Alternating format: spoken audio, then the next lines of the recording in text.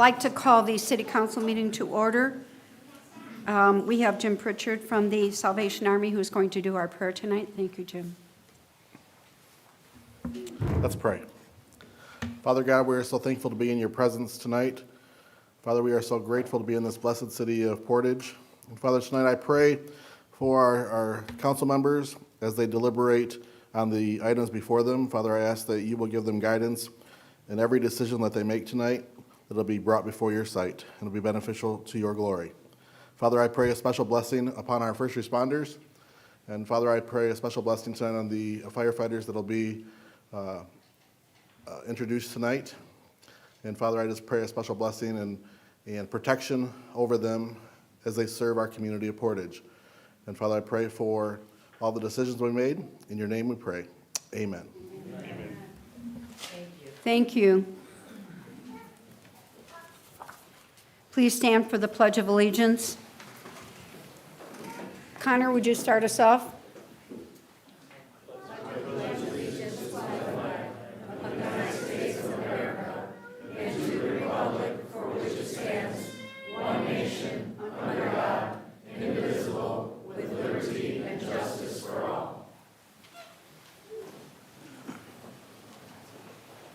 Will the clerk treasurer please do the roll call? Councilperson Alvarez. Here. Councilperson Podgorski. Here. Councilperson Geisers. Here. Councilperson Clem. Councilperson Williams. Here. Councilperson Gully. Here. Councilperson Zilli. Here. At this time, we have 3 firefighters that we're going to be swearing in tonight, so will the firefighters please come forward up here and we will swear you in. Any council person wishing to join us, please come forward.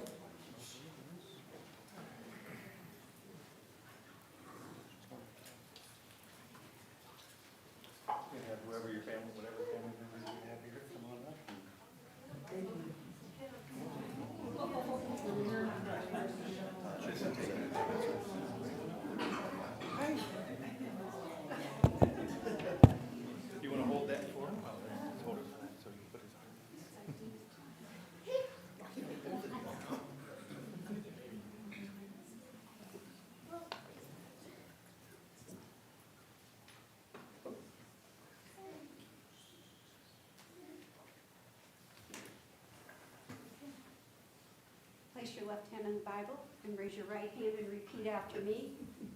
Hi, guys.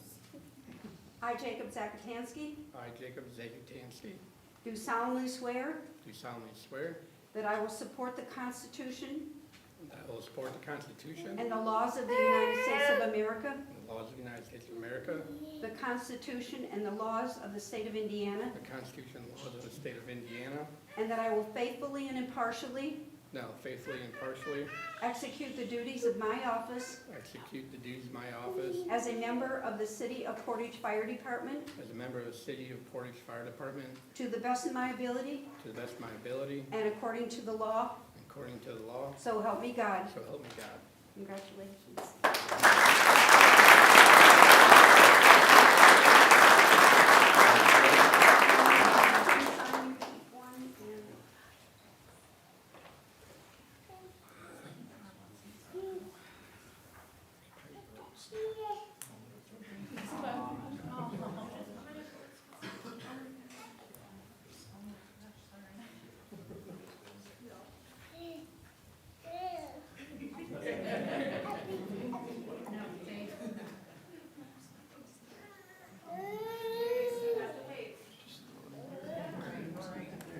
So we need to get them in with everybody.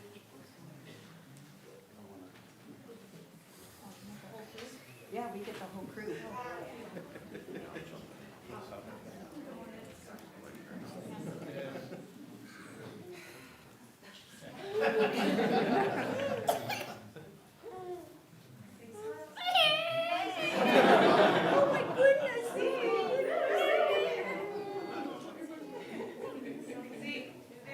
Right here.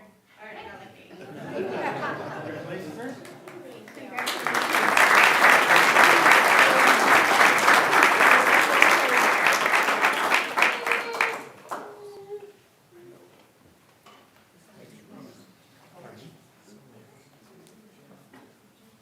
Are you kind of rough, Yes. Who wants to hold it? Okay, place your left hand in the Bible, raise your right hand and state after me. I, Connor Rufflos, I, Connor Ruffles, do solemnly swear do solemnly swear that I will support the Constitution that I will support the Constitution and the laws of the United States of America and the laws of the United States of America and the Constitution and the laws of the state of Indiana, and the Constitution and the laws of Indiana, and that I will faithfully and impartially and that I will faithfully and impartially execute the duties of my office execute the duties of my office as a member of the City of Portage Fire Department as a member of the City of Portage Fire Department to the best of my ability to the best of my ability and according to the law, and according to the law, so help me God. so help me God. Congratulations.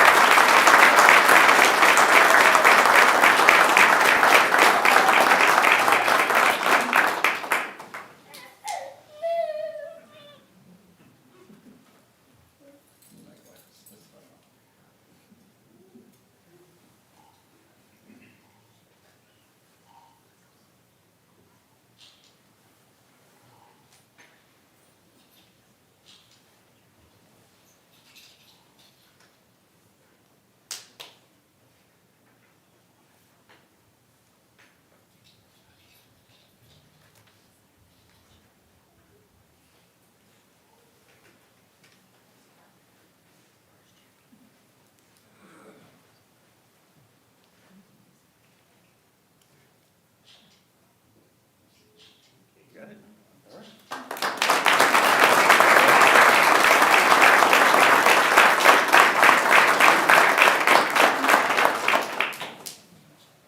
JJ, last but not least. We have John Jordan III. So do we,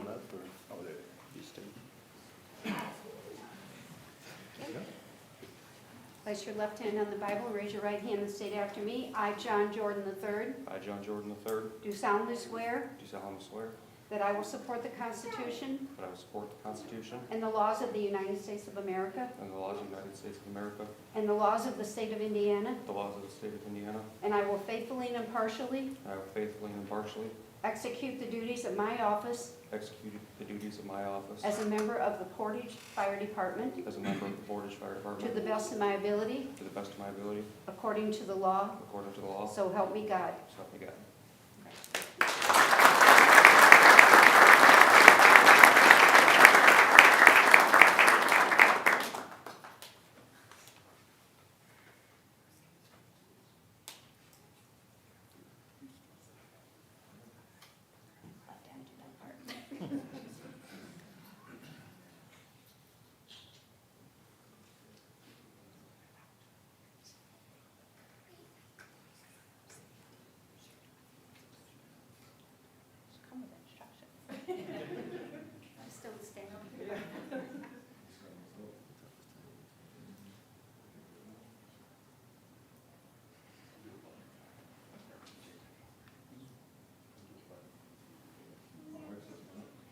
Took the easier job.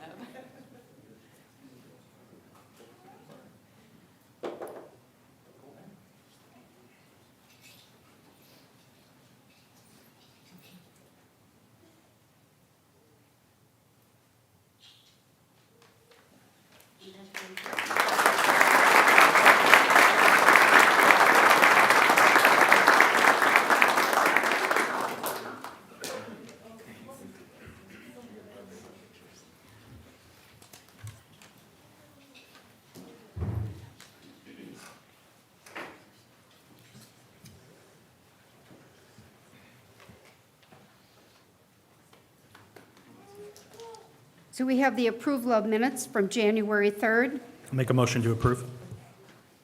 Second. We have a motion and a second. Is there any discussion? I had some discussion. So it's been brought to my attention from a number of residents that when we had our nomination for officers last month, there was no discussion or any room for any other nominations or anything like that. So my question was just procedurally, how do we proceed, or is that an issue? And I just wanted to bring that to your attention for the record. Thank you. Well, I made a nomination last month, and anybody else was free to make any nomination they wanted.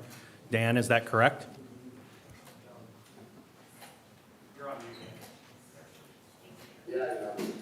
That's correct. We can all make nominations during the regular session. At no point was Nominations during the regular session. At no point was it said, are there any other nominations or any discussion, like there is for most votes, but I just wanted to put that on the record. Thank you.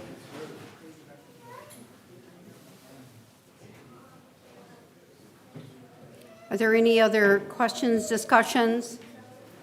If not, all in favor signify by saying aye. Aye. All opposed? We have communications, correspondence, and announcements from the mayor. We have some proclamations this evening to be read.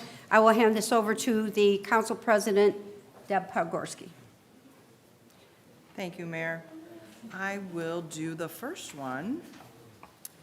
City of Portage, Office of the Mayor, Portage, Indiana proclamation. To all to whom these presents may come, greetings.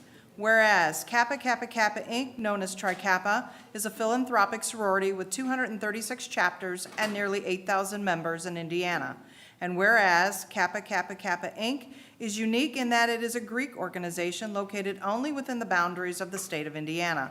And whereas Portage Zeta Mu chapter of statewide Kappa Kappa Kappa Inc. was founded in 1967, bringing women into close, unselfish relationship for the promotion of charity, culture, and education. And whereas the Portage Zeta Mu chapter has donated during its half-century of good works over $450,000 to various organizations in the greater Portage community.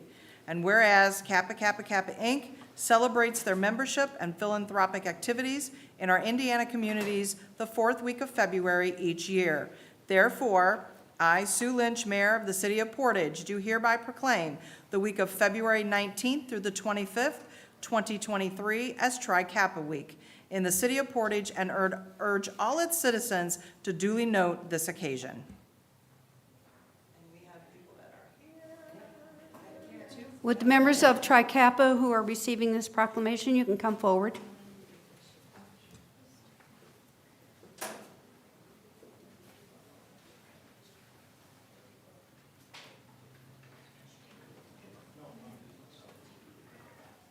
Deb, do you want to go around and get a photo with them, please?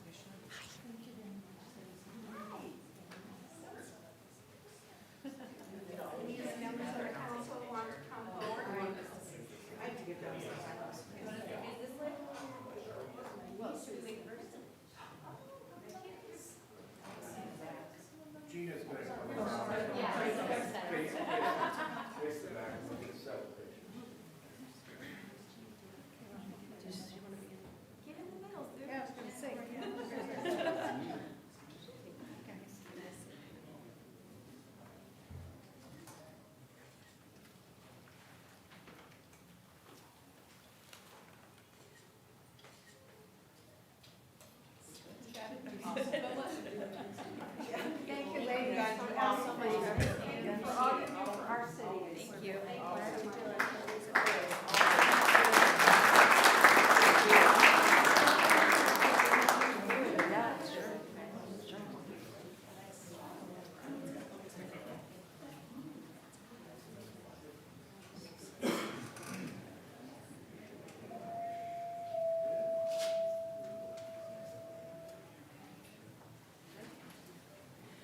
Brian, would you take the next one?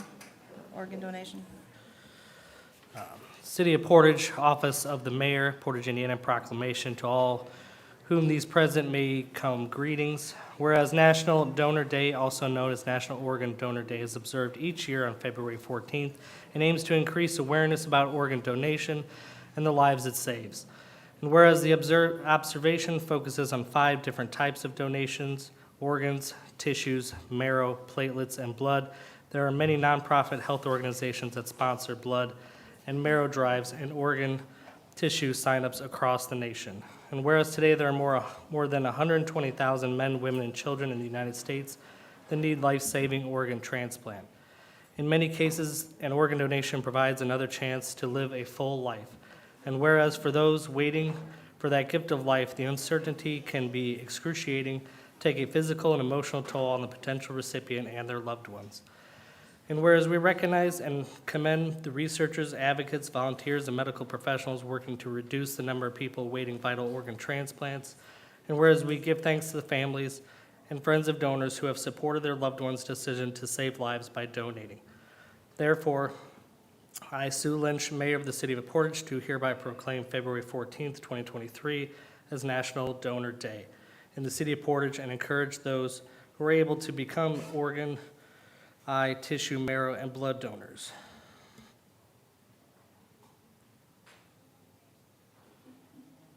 I believe that the person that brought this to our attention is actually undergoing treatment and is not able to be here tonight, so we will make sure that she gets this proclamation. The next one, Colin, would you read that? Certainly. City of Portage, Office of the Mayor, Portage, Indiana, proclamation. To all to whom these presents may come, greetings. Whereas Leo Hatch Sr. founded Portage Real Estate in 1960 and Hatch Construction in 1979, and whereas Leo Hatch Sr.'s companies were and continue to be instrumental in the residential development of Portage, including Timber Creek Estates, Castle Estates, Emerald Manor, Fairview Meadow, Monsar Manor, Pleasant Meadows, Sandalwood, Sarasota Heights, Swanson North, and Hidden Waters, and as well as these commercial developments: Willow Creek Plaza, North and South, Peachtree Central, Central Plaza, Portage Mall, and McCaslin Plaza. And whereas Leo Hatch Sr. and his wife Dorothy raised 5 sons, Thomas, Richard, John, Michael, and Leo Jr. in Portage, and many of them became involved in the development of Portage and continue today in its development. And whereas Leo Hatch Jr., owner of Portage Real Estate and Leo Hatch Construction, also owns and manages several commercial buildings throughout the city. And whereas Tom Hatch operated Hatch Construction for 35 years until his retirement, and John Hatch operated John Hatch Construction. And whereas the Hatch family has given back to our community with involvement in the Portage Rotary Club, Portage Lions Club, and Greater Portage Chamber of Commerce, and have been philanthropic in their support of city causes and organizations, such as the Portage Township YMCA, Portage Memorial Hospital, now Northwest Health, and Portage Boys and Girls Club. Therefore, I, Sue I. Lynch, Mayor of the City of Portage, deem it an honor to present this proclamation to the Hatch family in recognition and appreciation of their investment in and commitment to our community. Leo, would you like to come forward, please?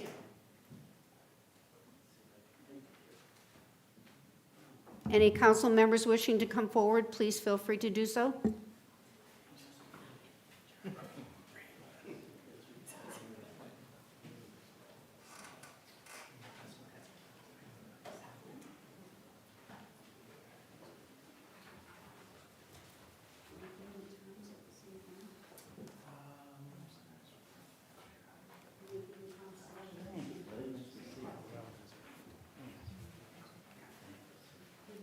So we have one for Tom as well. If you need us to send that off, or you can send it off. I can take care of it. Okay. There's an extra copy. One's for Tom and one's for you. Sure. You want- Get a photo. Yes. Okay. Can I say something real quick? Yeah, absolutely. Where do I talk? You can talk a little bit closer to this mic, Leo. Yeah.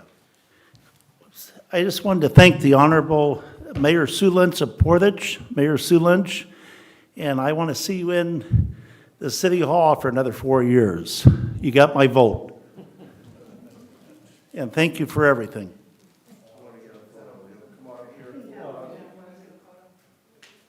He didn't say it.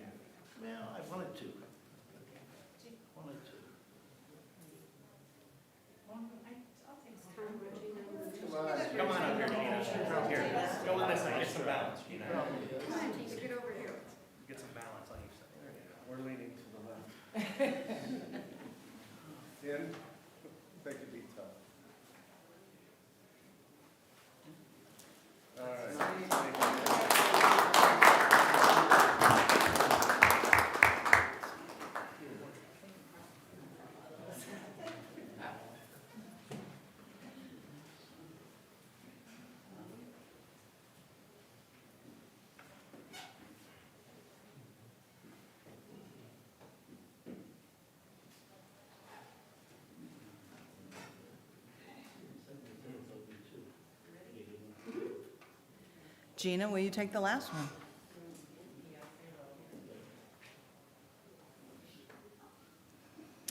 In a proclamation, whereas in 1960, John Gore, working with his brothers Bill and Dick, founded Gore Realty Company, and Dick Gore founded Dick Gore Real Estate in approximately 1980. Whereas the Gore family has been instrumental in the construction of nearly 1,000 homes in Portage, including Bel Air, Southfield Estates, Cardinal Crossing, Countryside Passage, Mallory Manor, Freedom Street, Cedar Creek, Oakview Meadows, and others. And whereas the Gore family is involved in commercial construction, including office spaces, Portage Subway, and the rectory at Nativity of Our Savior Church. And whereas upon his father's death in 2004, Mel and Mark Gore took over the operation of Gore Realty Company and continues operation today. And whereas Dick Gore continues the operation of Dick Gore Real Estate, and his son, Todd Gore, founded Todd Gore Homes approximately 25 years ago and continues to operate that business. And whereas the Gore family has also served within their community with the involvement of the Knights of Columbus, veterans of foreign wars, post 760, I apologize, American Legion post 260, Rebuilding Together Portage, formerly known as Christmas in April, and serving on various city boards and commissions. Therefore, I, Sue I. Lynch, Mayor of the City of Portage, do hereby deem an honor to present this proclamation to the Gore family in recognition and appreciation of their investment in and commitment to our community.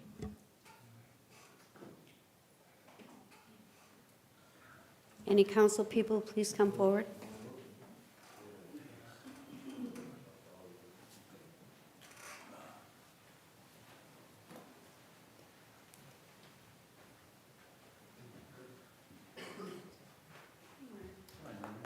I just wanted to thank the mayor and city council for this award. Thank you.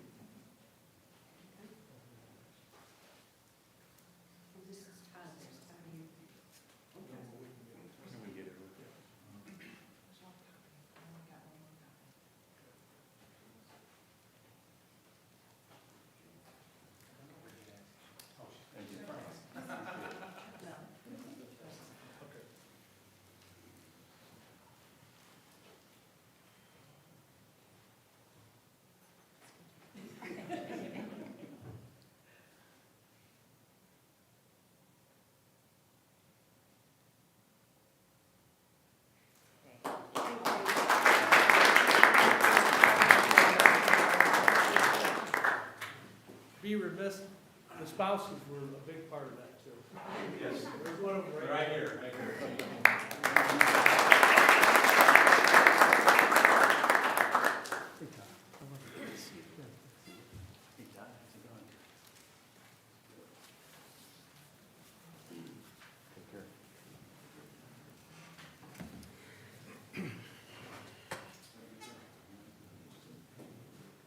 Nina, would you like to give the clerk treasurer's report, please?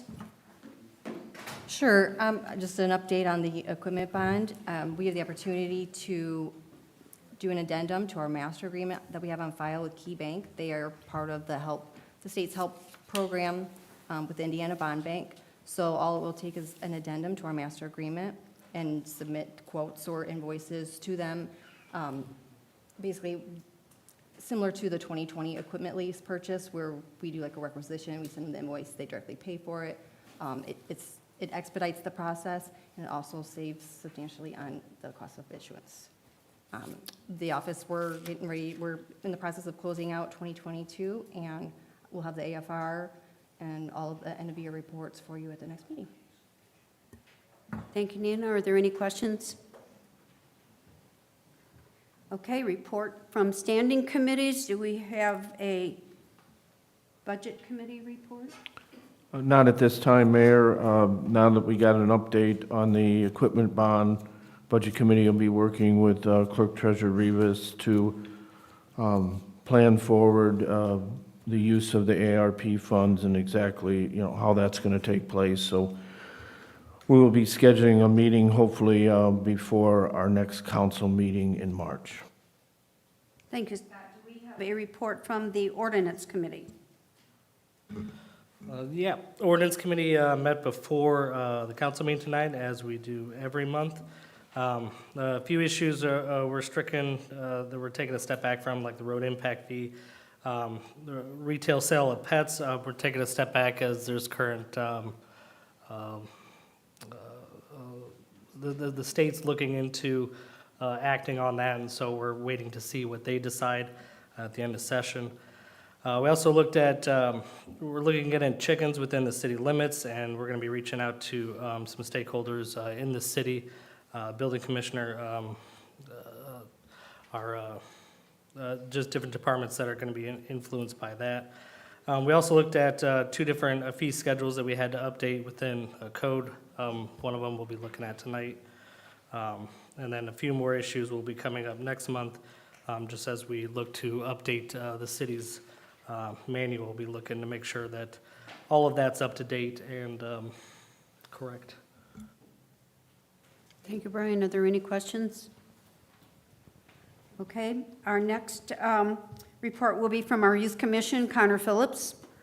I haven't been here last month, so I didn't give an address then, but in December, we went to Rent House to go visit the nursing home and play bingo with some of the folks there. Had an excellent time. They did too. Large attendance rate. We're hoping to go do that again here soon, possibly if we go to another nursing home. And then going forward, we're looking into possibly doing like a fundraiser, or just a way to get money for the Youth Commission. And then that's about all I got. Thank you, Connor. I just want to mention that Ferdinand and Gina are the sponsors for our Youth Commission, so they meet with them frequently, just to let everybody know who is working with our youth. I'd like to add to the comment that you made about going and playing bingo at the nursing home. I was awed by, I'm not sure if it was actually the residents being so excited about the youth being there or the youth themselves being there. It was pretty good one. Great. Good job, kids. Okay, we have report from city officials. Chief Wilkening from the Fire Department.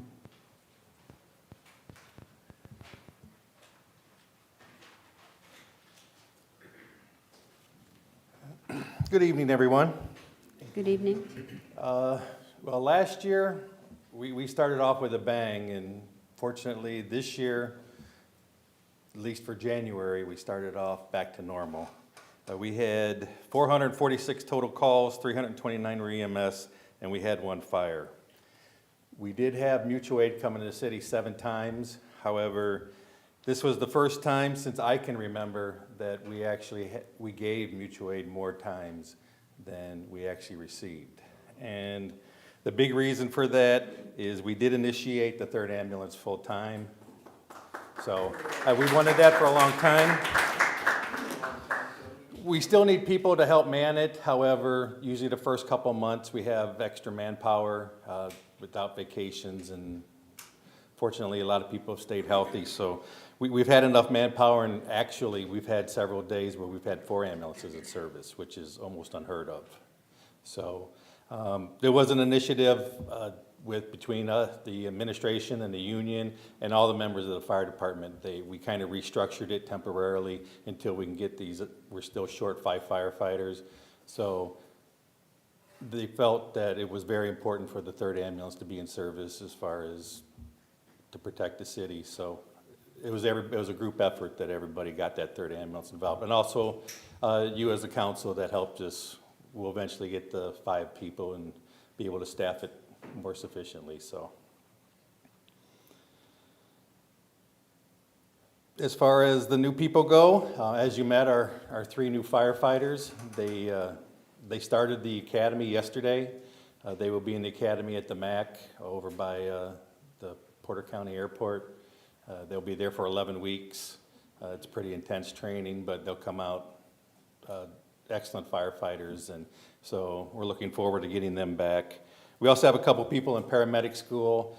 They go paramedic school part-time and still work with us, so we're in the process of continually sending everybody for more education. We are starting to take applications again. We started our process again to get those 5 spots filled. We did work with the Fire Merit Board, and they were more than helpful to restructure our process. We're now taking applications all year round. We're not limiting it just to certain times of the year, so anybody can put in an application anytime. We're gonna do up to 3 hiring lists a year as needed, so it'll give people sufficient time, and it won't run out, and it won't give the people an opportunity to go to other places while they're sitting on a list for a year. So that's gonna be a great help also. As far as our equipment and vehicles go, really unchanged. Our people have done a good job of trying to keep our vehicles up and moving, so we're doing a good job there. We do have a spec committee going right now for an ambulance, so we're just about done with that. We're going to be getting bids for an ambulance, and that'll all be paid through for the EMS non-reverting fund, so that'll be wonderful. The only bad part about it is due to the post-COVID world, estimated delivery date from time of order is about 2 years.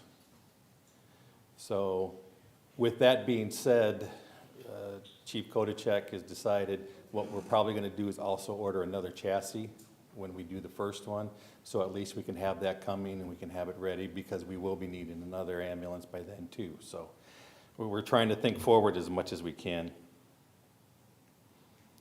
The Assistant to Firefighter grant, the new grant period is open, and we are working on new grants, so that'll be coming up. I'll keep you updated on what we decide to go with.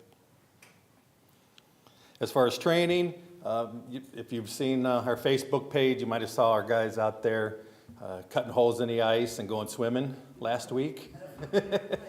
Yep.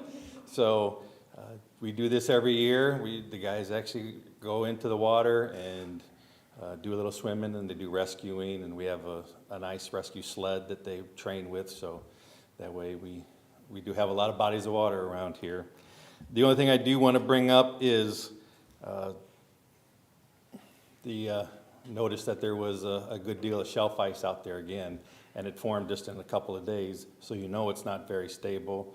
Shelf ice is never stable, and it's very dangerous and can be deadly, and we just don't want people to get hurt. You see people running out there and playing on it all the time, and they don't realize just how bad it can be and how easy it can break off. So ask everyone to please stay off the shelf ice. And last thing is just some jobs well done. As I said, January was a normal paced month. February has not seemed to be that kind to us. We have had quite a few calls, a lot of serious calls. We had 2 structure fires last week. One of them ended up injuring the resident and one of our firefighters. Our firefighter's okay. So, but I do want to give a shout out to all of our men and women on the fire department who have been dealing with this. And again, like I said, there's been some pretty horrific stuff that they've been having to deal with, and they've acted very professional and with skill, and I put them up against anyone. They're second to none. So again, I appreciate all the hard work they did. I do want to also give a shout out to the police department and our street departments. This has been a team effort. There's been a lot of stuff going on, and we've needed PD, PD's needed us, we've needed a street department, and everybody has worked wonderful together. And it really is a pleasure to be able to go to a big incident, and whatever you need, you talk to a department in the city, and they're more than willing to send whatever resources we need. So it was great. And in fact, one of the street department workers went above and beyond, and they were the first one on the fire scene and of the one fire, and it was actually the one who pulled a resident out of the fire and saved his life. It was John Thurman, so I want to give a big shout out to him. We're working on something special for him. Hopefully we'll have that ready for him next month, and we'll present that next month for him. The unfortunate part about that is this job comes with an emotional price, and I'm sure everyone's been hearing about all the problems with mental health in the country, and it seems like emergency responders, it gets hit even harder because we have to see people on the worst day of their lives. And we had a bad one today, and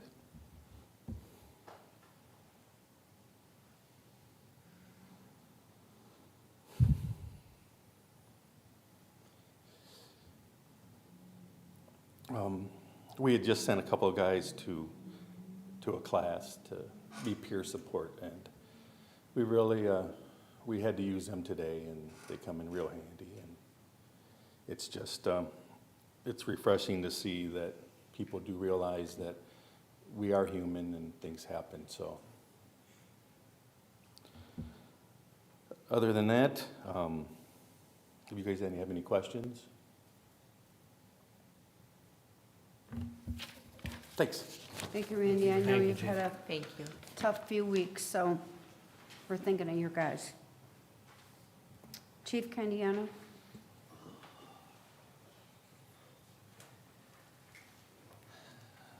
Good evening, everyone.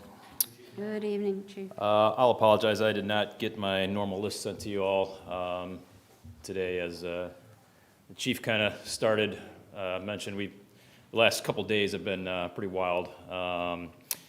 So I'll be honest, I was over there frantically writing down notes on my paper, so I might be a little all over the place, so try to bear with me here. But for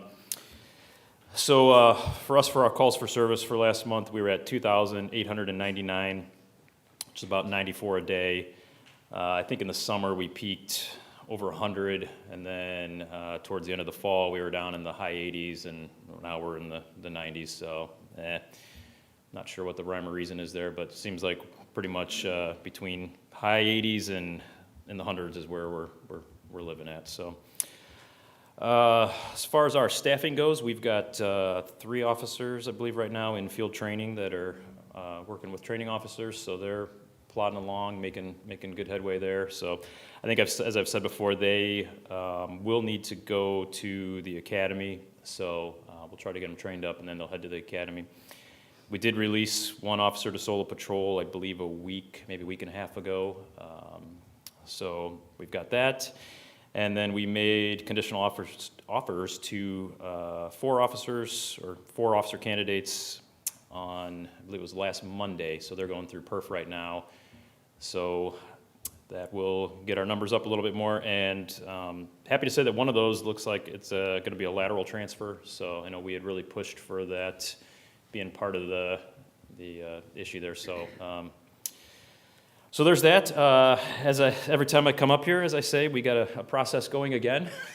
So we're just in that continual phase of constantly hiring. So as I think I told you before, we've got 4 more retiring this year, and then I just learned yesterday that we have a 5th that is now retiring. So we've got 5 more openings that we'll have between now and August. So taking apps right now. So as I say every meeting, if you're interested in joining the Portage Police Department, come get an app.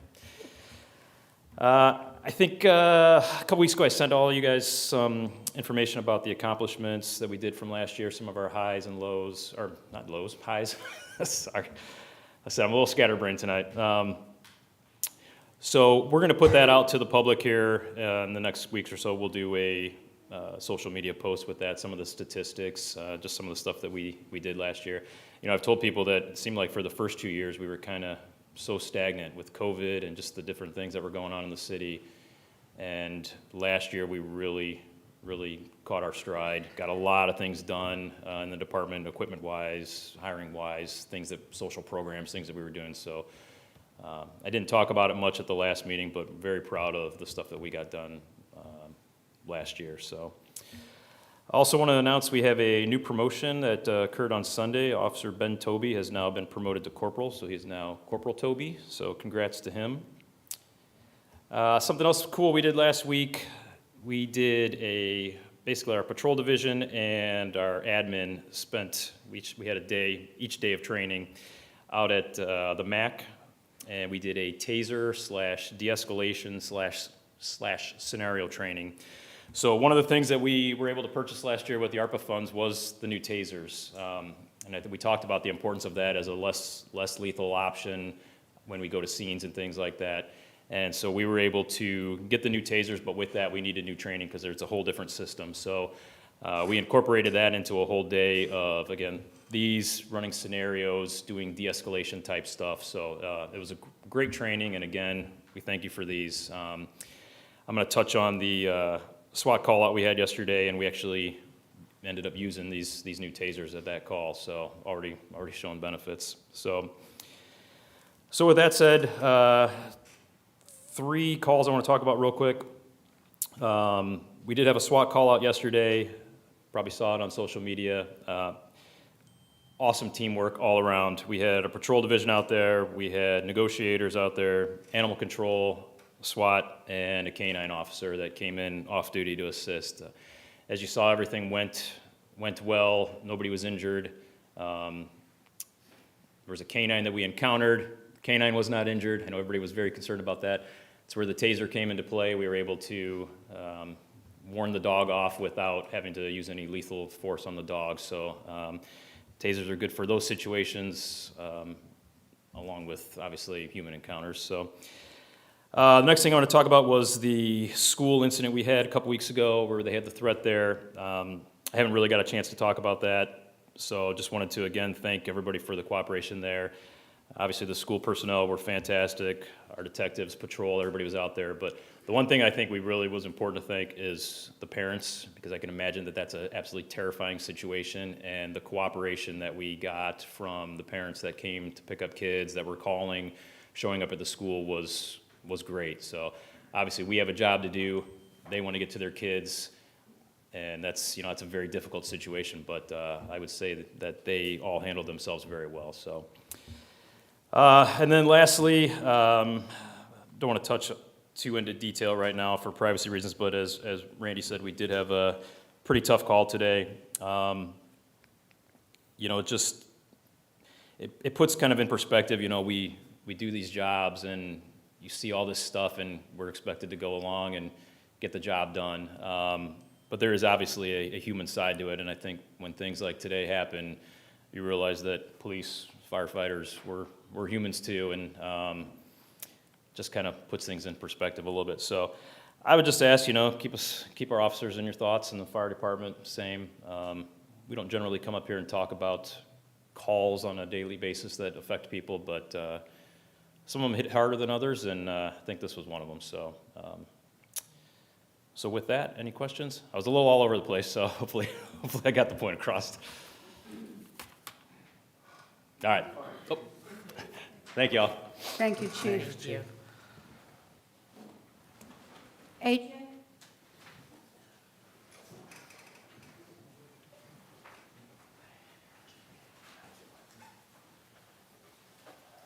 That's all pretty tough to follow.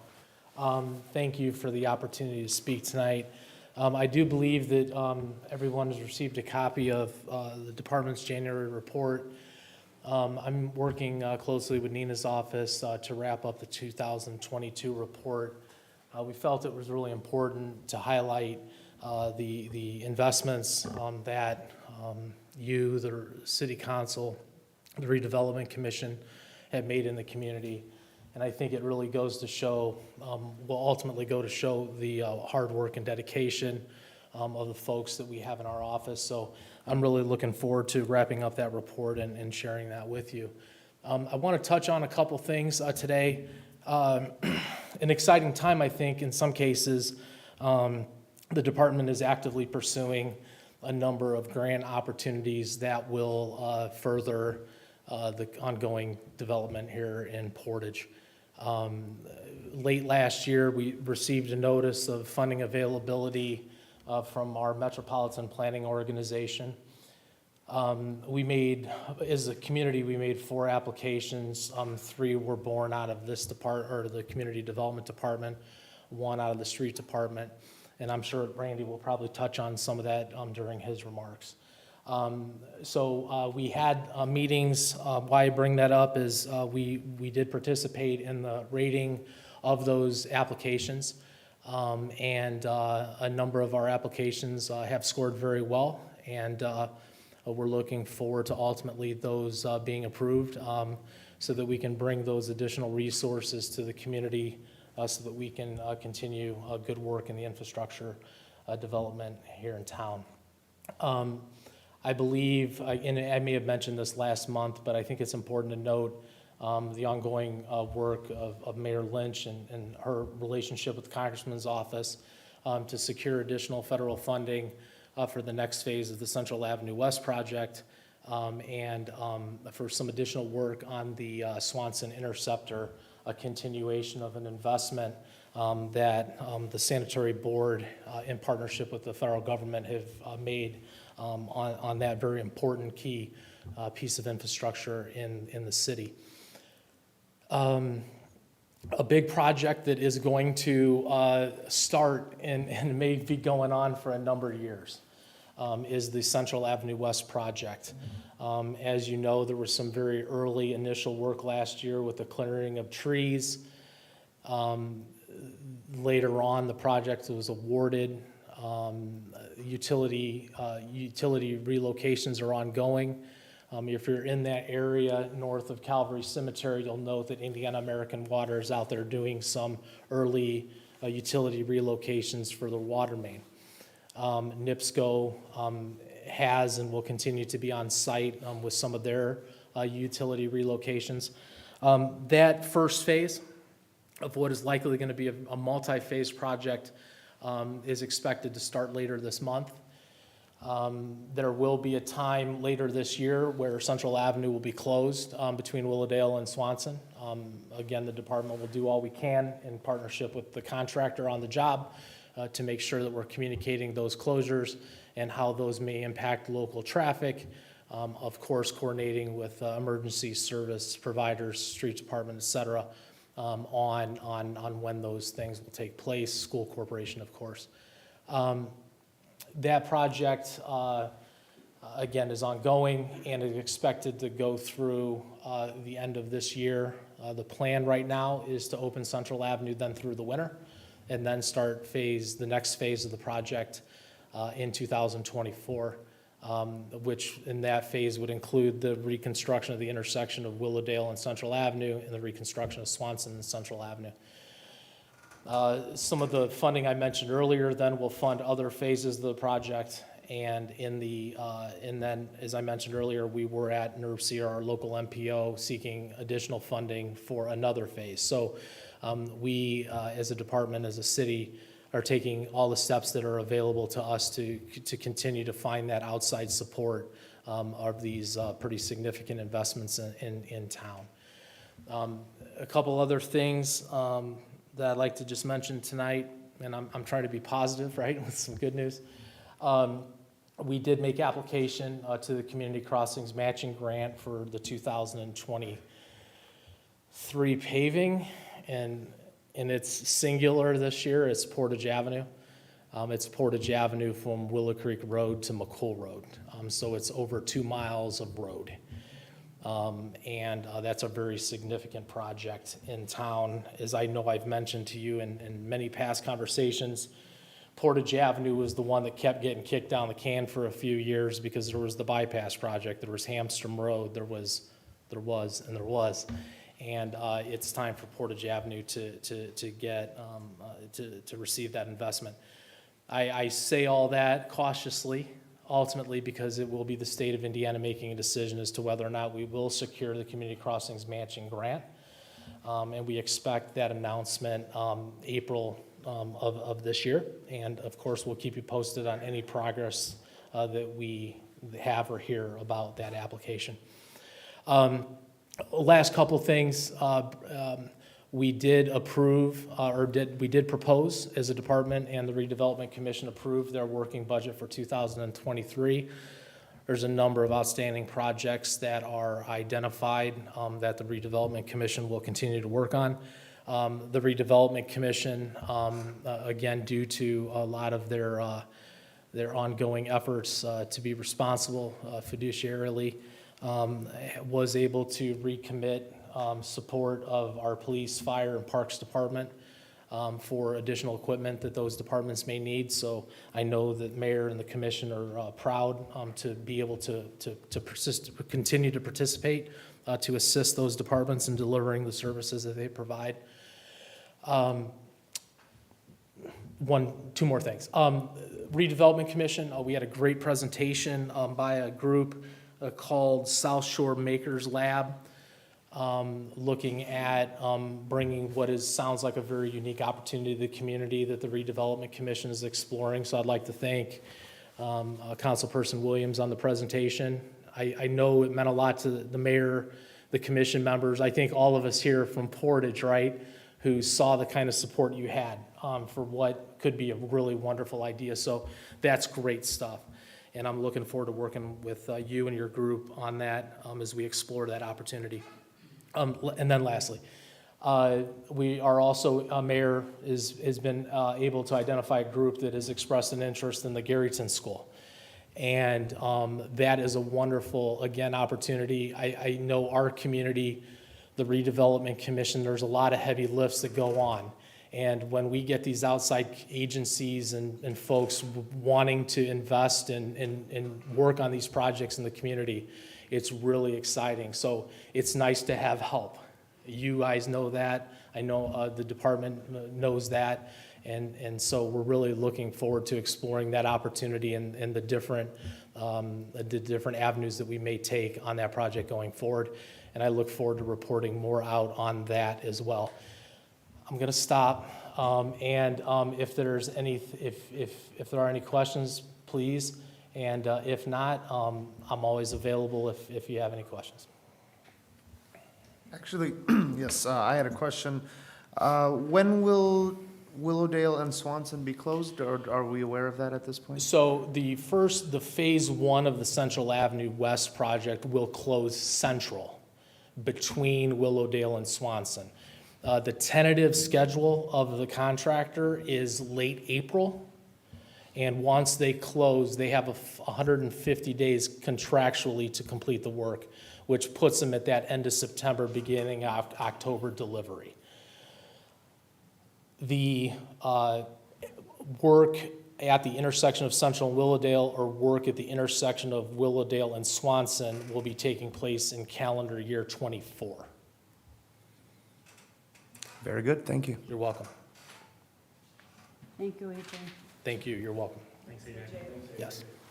And I just want to add that listening to AJ's report, it's pretty obvious that we rely on a lot of grant money from the state and the federal government. I met with the governor's office last week. The governor has asked the legislature to put another $500 million out in ready grants.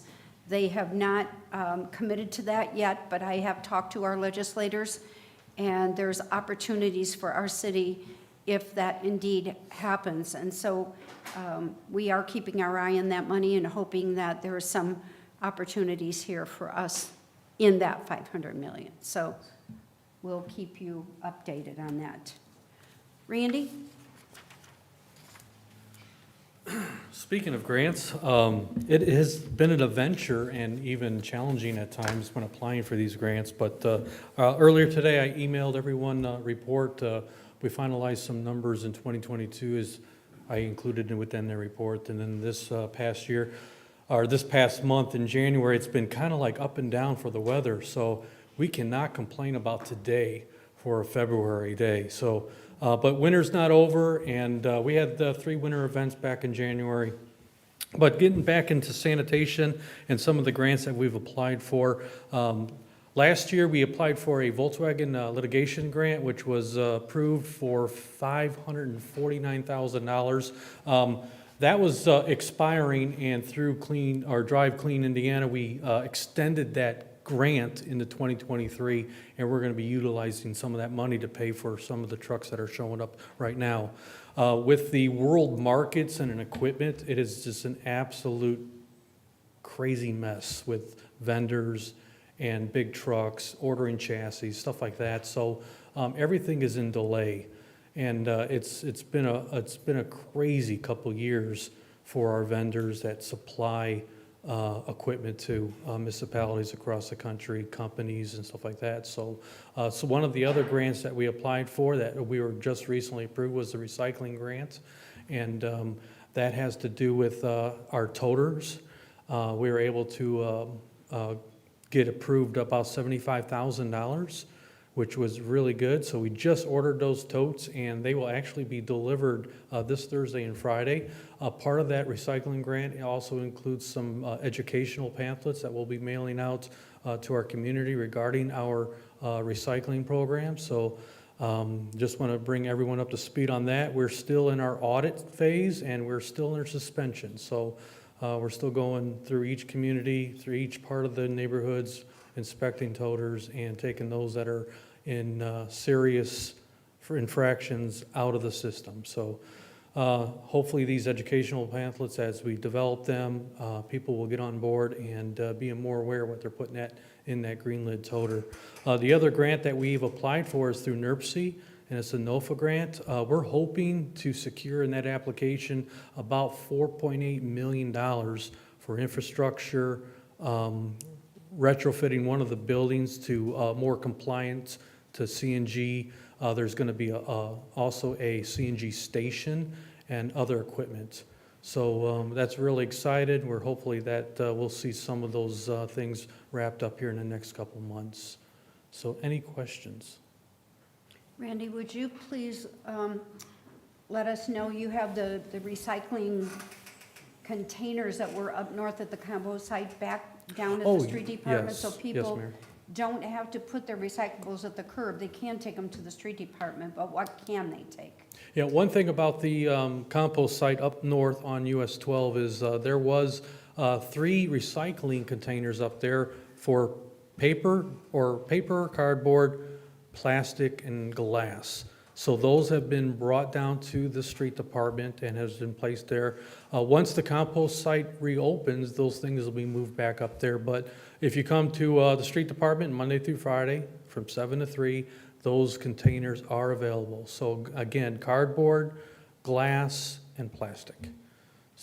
So I have spoken to the director of the solid waste because I'm on that board, and she has guaranteed me that what we put in those containers is being recycled. So Yes. if you are nervous about what you put out at the curb, you can always take it to the street department, because that's what I'm doing, because I have a full toter that I'm going to be bringing down there, Randy, because I want to make sure that I am recycling 100%. Yes, ma'am. And so we can take it down there. Yes, you can.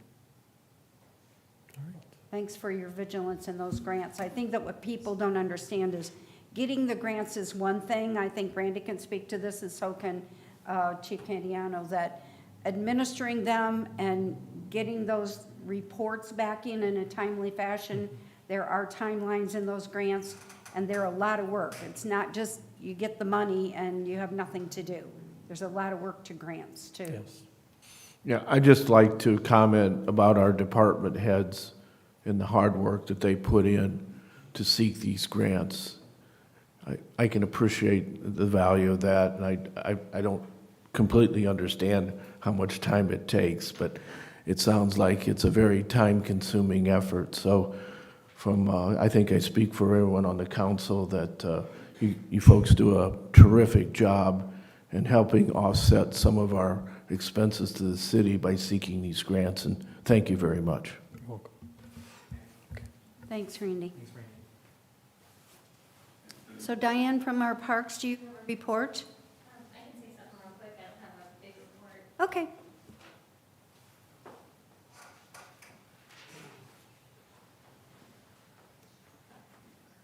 So the winter is kind of a slow time for us, especially when it's less snow. But it's a good time for us to start prepping and planning for our busy season, so that's what we're doing a lot of. I'm finishing up interviews for our maintenance manager position, so that's really exciting, knowing that's coming. That's going to help out this season. And then we will also be posting our full-time maintenance position that's open too after that's done. And this Friday is our daddy-daughter dance. So that's a really big program, and we have really nice numbers, the highest in the last couple of years. So we're looking at some pre-COVID numbers, so that's good. And it's going to be a lot of fun. Lots of pink and party dresses. And I just wanted to say, give a shout out to the staff because they have been working hard, planning, prepping, getting new decorations, and also securing donations. So a lot smaller than maybe a big truck, but we have donations from things like Bunch Jewelers and Albany's, just make the night really special. So that's kind of what we're doing right now. Take lots of pictures and post them on your website. Absolutely. Any questions for the parks? Thanks, Di. Thank you. Tracy, how's the plant going?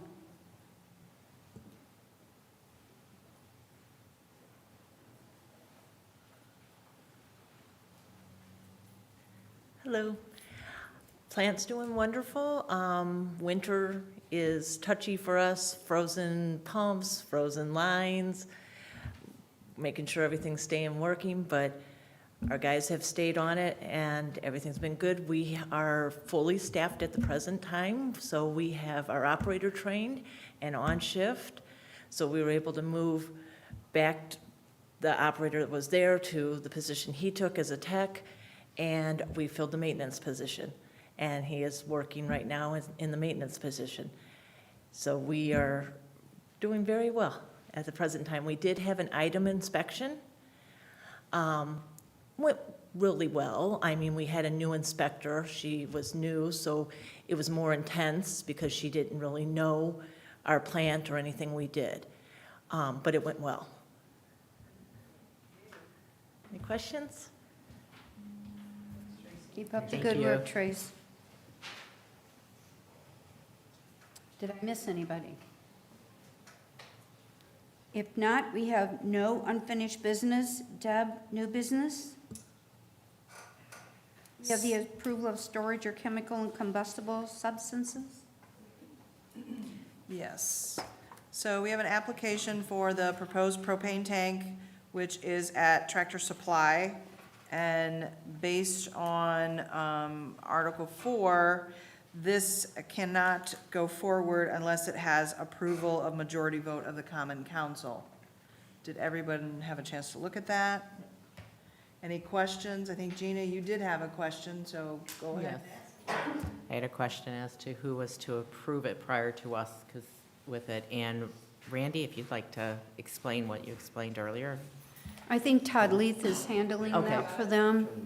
Good. Yeah, good evening. I'm Todd Leith. I'm here on behalf of the owner of the property. Tractor Supply is my client's tenant. And the project is to redevelop or repurpose the shuttered Lowe's, and we've done that with the Planet Fitness, and now with Tractor Supply, they're renting the western 105 feet. Part of their business operation is to sell propane retail. Your code, as you indicated, requires that if we do that, we have to come here for approval for propane or combustible materials of any kind. But in advance of that, we also have outdoor storage, which this is part of, and that was a variance that we received from the Board of Zoning Appeals. So it's kind of hand in glove, if you will. So we received the approval from the Board of Zoning Appeals. As to the propane portion of that, it was conditioned upon complying with the town code or the city code and coming here. So that's what we've done. My client and the architect have worked with the fire department to answer and work on some of the logistics and make sure that the signage and the egress doors and gates from the outdoor storage area are exactly as to requirement for the International Fire Code. And I believe the fire chief has indicated that we've got to remove one sign, as I understand it, but with that, he's satisfied with our plan in that it meets the International Fire Code. I was just going to say thank you for explaining. So this tank is on the south end of the building, the back of what I would consider the back of the building? I would say it's more on the west side. More on the west side? Yes, Okay. sir.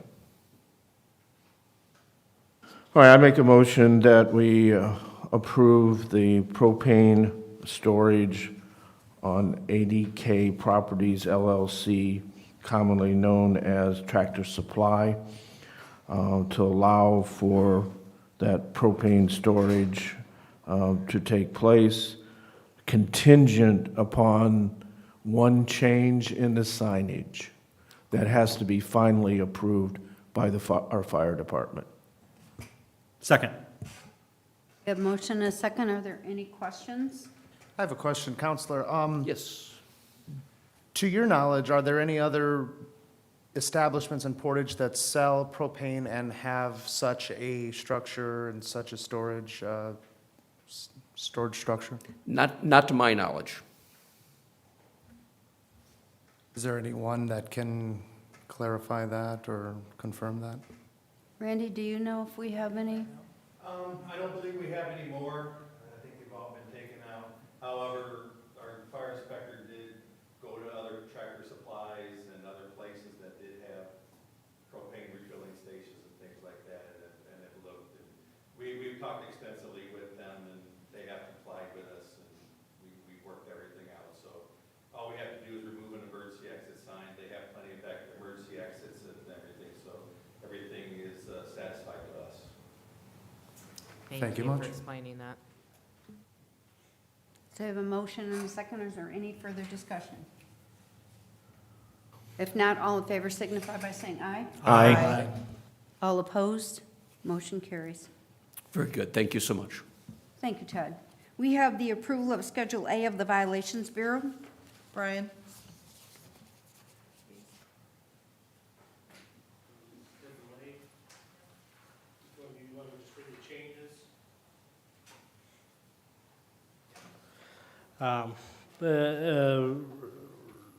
Updating the schedule of violations and penalties, so there are 3 changes.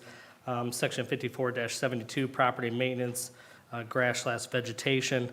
First offense is $100, subsequent offenses are $250. Section 74-117, storage of removed snow violation is $25 for the first offense, $25 for each subsequent offense.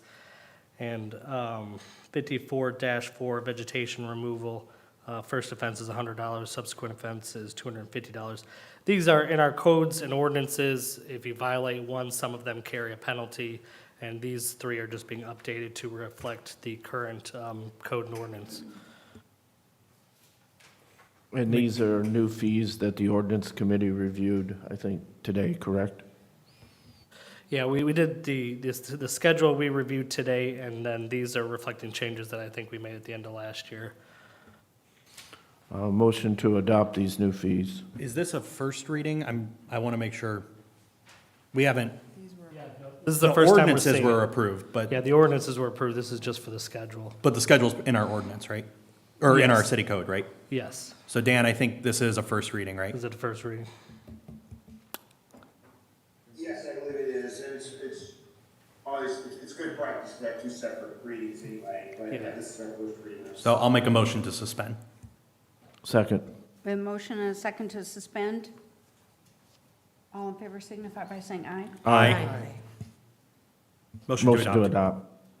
adopt. Second. We have motion and a second to adopt. Is there any discussion? Yes. Is there a expected amount of revenue that we would be projected to receive from this increase in fees?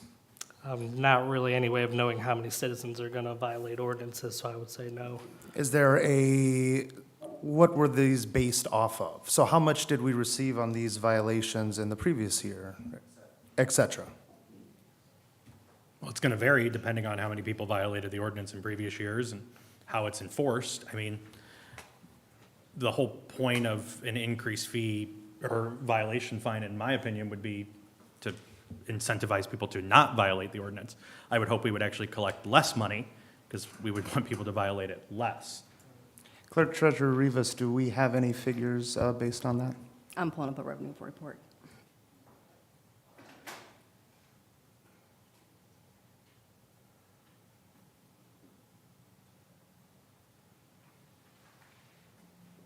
mean, do we break it out by type of violation? No, only by ordinance violation. I mean, you're not gonna be able to see the specific ones. There's hundreds, Which section? or what are these, dozens of them? Yeah, there's dozens of them listed here. And Ferdinand, I think maybe Randy could have better answered that question for you because, you know, that's probably more in his wheelhouse, but I don't believe he's here. Darren, do you have any idea? I mean, it's more code enforcement. It's probably gonna answer a lot of these. So we collected $2,794 in 2022. Thank you. Thank you. Off of all three or just one? I mean, typically, if you don't pay the violation, it then goes on a lien on your property taxes, and we eventually will get the fine or So- fee back. So just to give the public Usually clarity who's rolling. not looking at the schedule, there's probably about 30 different types of violations here, so. No further questions, thank you. Are there any other questions? If not, all in favor signify by saying aye. Aye. All opposed? Motion carries. We have the introduction and adoption of ordinances. Deb? Colin, would you take that? Certainly. Ordinance number 23-02, an ordinance of the City of Portage, Indiana, amending Chapter 90, Article 5 of the City of Portage Municipal Code entitled Zoning Map, being hereby is ordained by the Common Council of the City of Portage, Indiana as follows. Section 1, this ordinance shall amend Chapter 90, Article 5 of the City of Portage Municipal Code and accompanying zoning map in the following manner. The zoning shall be changed from requesting a change of zoning from R2 low density residential to L1 light industrial for 19.15 acres east of Samuelson Road, south of 8090 between Silver Cloud Drive and 875 North. Let the record reflect this is read in full as a second reading. Motion to adopt. Second. We have motion and a second. Is there any discussion? This is the change for, is it security door? SDI, yep, that we had in January. If there are no further questions, all in favor signify by saying aye. Aye. All opposed? Nay. Please record that as, Fernand, you were a nay. Thank you. We have petitions, remonstrance, and public input at this time. If the public wishes to speak, please come forward, state your name and your address, and you have 2 minutes.